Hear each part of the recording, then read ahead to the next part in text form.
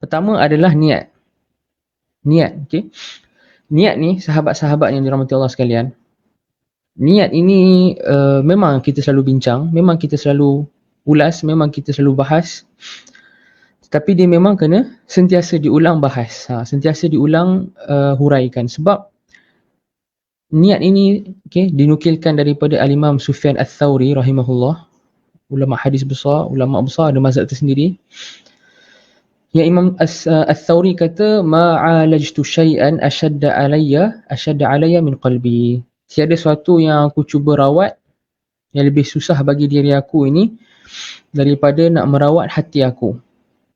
Maksudnya dalam nak menjaga niat. Nak menjaga niat, nak menjaga hati kita ni dalam menuntut ilmu, itu perkara yang sangat-sangat susah dan itu nombor satu. Kalau dekat sini kita berjaya, insya-Allah lepas tu jalan kita dalam menuntut ilmu ni Allah akan mudahkan dan kita akan berjaya. Kalau kat sini gagal, yang datang selepas tu semua akan gagal. Walaupun kita orang yang paling rajin, walaupun kita orang yang paling kita cakap berkemampuan dengan alat-alat yang kita ada, dengan teknologi kita ada, kita tetap tak akan berjaya kalau niat kita tak jadi. Okay? Jadi kalau nak menuntut ilmu ni, sahabat-sahabat yang dirahmati Allah sekalian, niat kita kena ada 4. Kalau boleh dapat 4-4 niat ya. Di mana kalau kita ada 4 niat ni, niat yang sahih ini, kata Al-Imam Ahmad rahimahullah, Imam Ahmad, pengasas mazhab Hambali, wafat 241 Hijrah. Imam Ahmad kata, talabul ilmi amalun la ya'diluhu syai'in sahhat niyyatuh. Talabul ilmi amalun la ya'diluhu syai'in sahhat niyyatuh. Menuntut ilmu ini amalan yang tak boleh ditandingi pahala dia. Maksudnya amalan sunat antara yang paling afdal sekali. Bahkan sebagai ulama mendahulukan menuntut ilmu daripada solat sunat, kan? Dia amalan yang paling afdal setelah amal-amalan yang wajib. Tapi dengan syarat apa? Dengan syarat kita menuntut ilmu itu insahhat niyatuh, dengan niat yang sahih. Jadi apa dia niat yang sahih itu? Ulama rangkumkan niat yang sahih dalam menuntut ilmu ni kepada 4. Kepada 4. Okey, 4 ini disusun oleh Syekh Saleh Al-Utsaimin hafizahullah, antara ulama yang masyhur di negara Arab Saudi sekarang, antara ulama kibar. Jadi beliau susun 4 ini dalam 2 rangkap syair. Kata beliau, waniyatun lil ilmi raf'ul jahli an nafsihi fa ghairihi minan nasam. Wathalithu tahsinu lil ulumi min daya'iha wa amalun bihi zukin. Pertama, niat kita nak menuntut ilmu ni, waniyatun lil raf'il jahli am. Pertama, nak mengangkat kejahilan. Kejahilan siapa? Diri kita sendiri, itu first. Raf'ul jahli an nafsihi, diri kita sendiri dulu. So number 1, niat menuntut ilmu yang sahih adalah, dengan ilmu ini aku nak mengangkat kejahilan daripada diri aku sendiri. Dengan ilmu ini aku nak bagi, bila aku ibadah, bila aku belajar akidah, aku kenal Tuhan aku dengan ilmu. Aku solat atas dasar aku ada ilmu tentang solat ni. Aku bayar zakat, aku puasa, semua ni aku lakukan dengan ada ilmu. Ini number 1. Okay, sebab itulah Imam Malik, bila orang tanya dia, apa niat kamu bila menuntut ilmu? Imam Malik jawab, ta'allamtul ilma li nafsi. Aku belajar ilmu ni semua ni untuk diri aku sendiri. Bukan untuk korang, bukan untuk orang lain, tapi untuk diri aku sendiri. Sebab itu number 1. Raf'ul jahl an nafsihi. Kemudian yang kedua, fa ghairihi minan nasam. Mengangkat kejahilan daripada orang lain, sahabat kita, ahli keluarga kita. Okay, bila kita menuntut ilmu, orang sekeliling kita patut dapat kesan ilmu tu dengan mereka juga diangkat kejahilan. Dengan kita mengajar mereka, dengan kita beri pengajaran kepada mereka, tazkirah kepada mereka. Itu nombor 2. Yang 3, wathalithu tahsinu lil ulumi min. Ketiga, kita nak jaga ilmu ini daripada pupus. Wathalithu tahsinu lil ulumi min daya'iha. Daya'iha ni ilmu akan pupus dan pergi. Okay. Dan ada dalam asar disebutkan antara ilmu-ilmu yang awal diangkat adalah apa? Ilmu faraid. Ilmu faraid.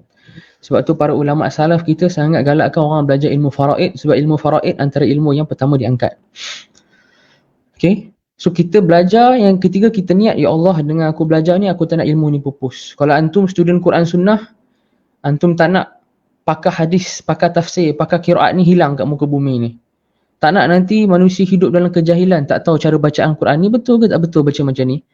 Dari sudut tajwid baca macam ni betul tak? Apa tafsir ayat ni tak ada orang tahu, tak ada orang mampu jawab. Itu maksudnya ahli ilmu waktu tu dah pupus. So kita tak nak macam tu jadilah. Nombor 4. Wa amalun bihi zukin. Kita nak beramal dengan ilmu. Kita belajar dengan niat nak beramal dengan ilmu tu. Okey?